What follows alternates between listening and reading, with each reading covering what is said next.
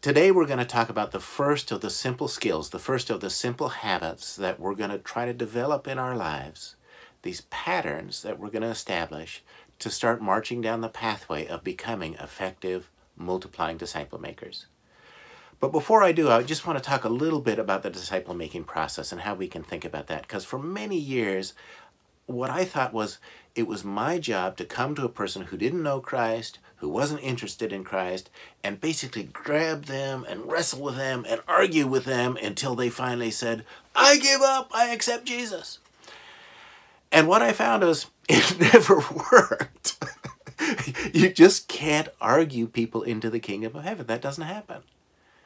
And I came across a verse in the Bible, John 6:44. I want to read that to you. That really helped me to understand something. Now, in John chapter 6, Jesus has been speaking some really hard truths to the multitude, the people who are following him around. And a lot of them are complaining and they're starting to leave. And here's what he says. For no one can come to me unless the Father who sent me draws them to me. No one can come to me unless the Father who sent me draws them to me.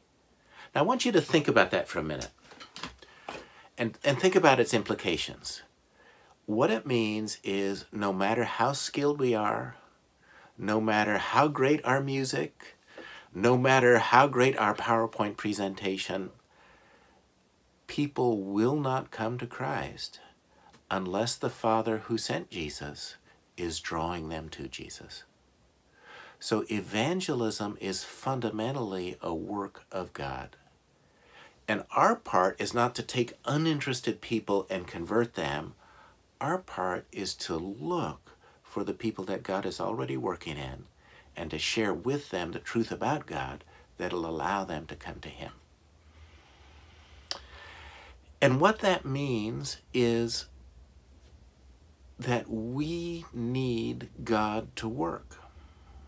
And if we want God to work, what should we do?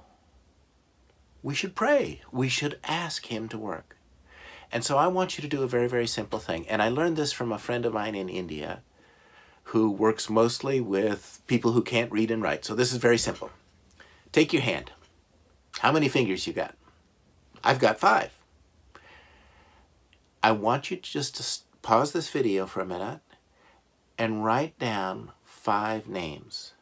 And they're going to be the names of 5 people who are close to you, people who you know, people you interact with regularly, people you care about. 5 people close to you, but far from God. Just stop right now and write down those 5 names.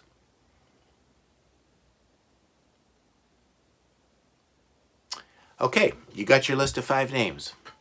Here's your homework for this week, the week following that, and then the rest of your life.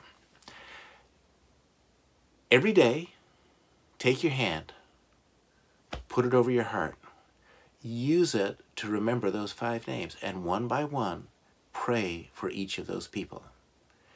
And you're going to ask God, God, draw them to you. Lord, give me a chance to share with them. Lord, save these people. And Lord willing, some of them are going to get saved. And when they do, you're going to take that name off the list and you're going to add another one. So you're constantly going to keep 5 people that you're praying for every day for God to draw them. Now remember we talked about the cycle of inaction. If you're going to make progress, you're going to have to do it. So if you haven't done it already, write down those names and make a commitment to pray for them daily.